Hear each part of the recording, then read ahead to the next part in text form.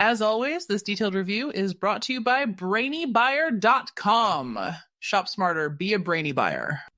So I'm looking at these two Char-Broil grills, the Performance Series 4-burner and this portable 1-burner model.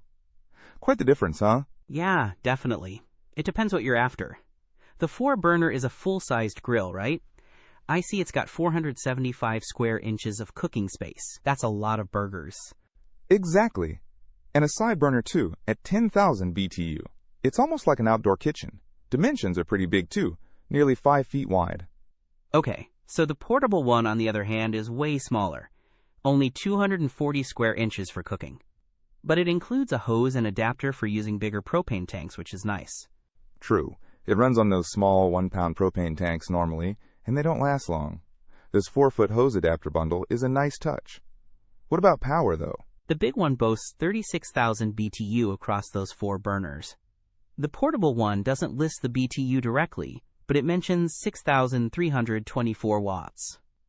Quick Conversion says that's around 21,500 BTU. So significantly less powerful overall, but probably decent heat output for its size. The portable one is only 28.2 pounds, compared to the 4-burner's hefty 85 pounds.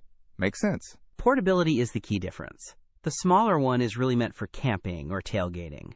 The bigger one is staying put on your patio. What about the grates? Are they both porcelain-coated? The 4-burner has porcelain-coated cast iron grates. The portable one just says porcelain-coated cooking grate. Probably not cast iron then. Cast iron holds heat better. Good point. And the 4-burner has electronic ignition, while the portable one has a push igniter. Not a huge deal, but electronic is easier. Yeah, little conveniences add up. Oh, and the price difference is substantial. The portable one is around $110, while the 4-burner is over $350.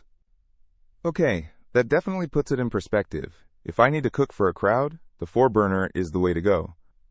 If I'm just grilling a few burgers on the go, the portable one makes more sense. Exactly. It really depends on your grilling needs.